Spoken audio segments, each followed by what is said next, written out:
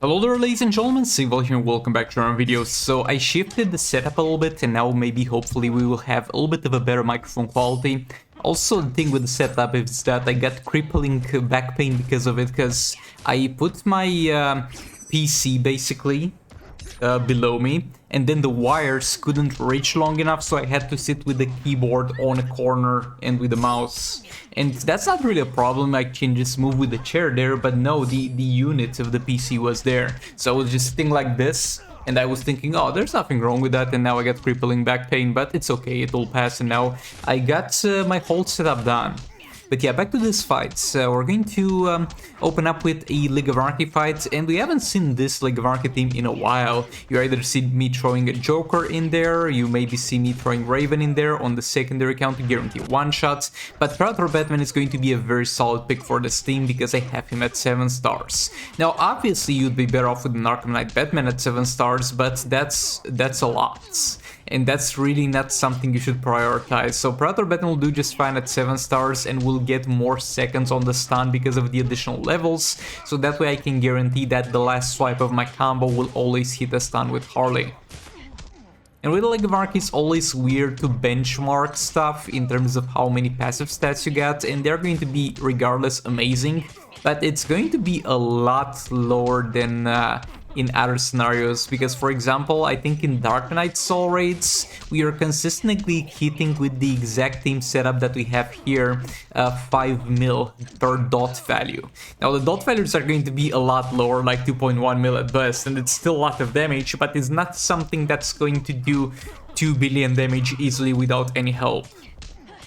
Also, I got a comment on a video. I think I'll answer that dude's comment. He said, I think I made a video with League of Anarchy with the Hand of Zatanna, if any of you remember that artifact, and he says that the artifact works much better with Raven and in the team, and yeah, it most definitely works so much better with Raven in the League of Anarchy team when you're using that artifact, but that's useless to me because I'm doing 2 billion damage more or less without Raven with that team. That's the benchmark I have to set for myself, and I can one-shot anything with Raven plus League of Anarchy, so if Hand of Zatanna works well for that, that's kind of useless information.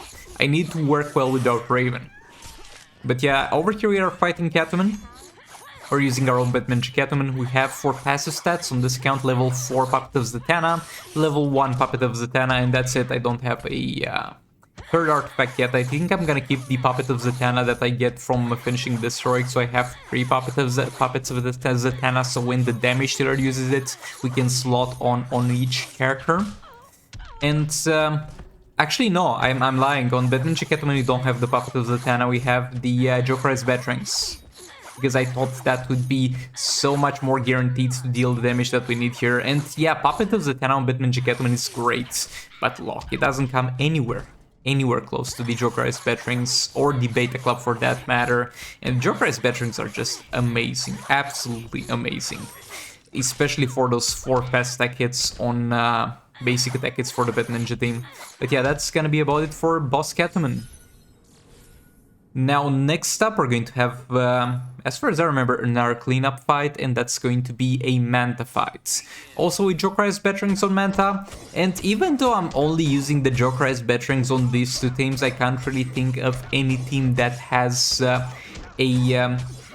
I mean, Beta Club is a bit better on Catwoman as well, though they are very close. But other than those 2 teams, there's not many people that utilize very well the Joker as Batarangs. It's simply, there's better things, like Implant Aquaman does well with them, but Nora Snow Globe or Beta Club will definitely do better, and Nora Snow Globe is free for everybody.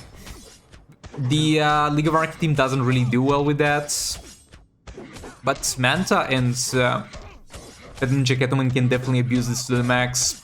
And something that I wish would get introduced into the game is characters that do a lot of damage on their pure basic attack hits, like Manta does. Because lately we've only got specials focused characters, like I mean, Batman Flaps also does stuff on basic attack hits, but that's percentage shell damage, so I kind of regard that as also some sort of an ability that he has, and when that's done he doesn't do anything.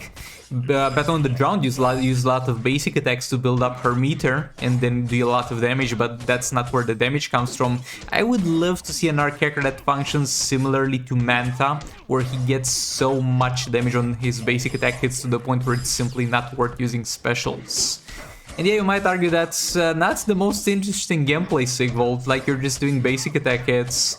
Yeah, but at the same time, it's nice to have variety, and you kind of get a kick out of it, especially when you can combo and chop, because you basically lock the enemy into getting repeatedly hit in the face with a blade in the case of Manta.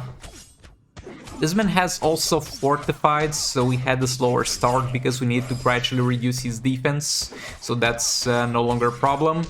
But he should be going down soon enough. I hate Boss Nightwing and Boss Robin. I hate both of them. Both of them are easy bosses to an extent, and you shouldn't have a lot of trouble. But with them, every single time something went wrong in the story, it's like Nightwing jump attacking into Special 1 and killing my Batwoman the Drowns. Bro, I literally think played Mr. Freeze 3 times since the story released. I mean, combined on both accounts 3 times against Boss Robin. And only to get into the fight and see that my special 2 is disabled. That's the problem when it's such an easy boss with such a specific thing.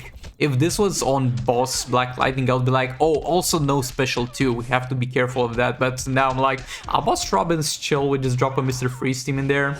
But nope, no special 2. But yeah, coming back to the highlight of this video, actually, we have the Multiverse Batwoman machine gun builds, where we're just going to spam infinite Batarangs with the 3rd special. And her passives are kind of weird. I might try her with Captain Cold, because her passives basically extend the duration of buffs that she receives. Also give you a chance to not lose the combo meter when you get hit, which is kind of useless, and some other stuff. But she doesn't really get directly damage out of any of her abilities, and it would be interesting to use her and Captain Cold in kind of a cycle tagging way, both of them spamming specials with the Puppet of Zatanna active so that we get infinite power. Because she might benefit a decent amount from the Captain Cold's damage increase, because the damage increase of Captain Cold will apply to all the Multiverse characters. And previously that was really not worth using, like not worth at all, because it costed so much and it gave you so little. But when it's free, that kind of starts to add up. So I might try after this, because I think we're kind of done with the Multiverse characters. I've literally used, I think, except for Supergirl, but I'm not gonna do Supergirl. I don't like her 3rd special. I don't think it's anything interesting. But I've done it, and except for Flash, but my Flash is built as he's a bit of a damager, so we might try the Infinite Tornado Flash combo. But now I want to try and see if Captain Cold from the Multiverse team can significantly boost their damage or not. And yeah, this is the Batwoman the Drowned gameplay. We're just spamming 3rd special.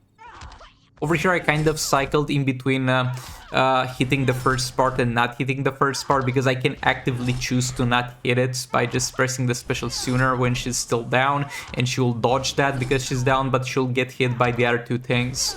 I was really trying to see if, even though we have unblockable, I thought that the first value of it might get reduced by the fact that the enemy is blocking at the start and then you break the block, but no, it's instant. The fact that they're blocking when they get hit doesn't matter, they still get the full amount.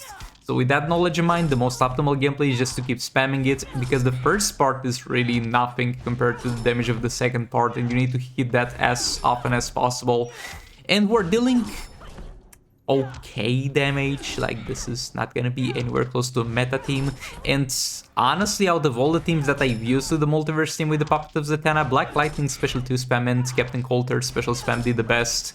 But yeah, thanks so much for watching. Like if you liked it, dislike if you disliked it, and I'll see you all in the next one. Goodbye!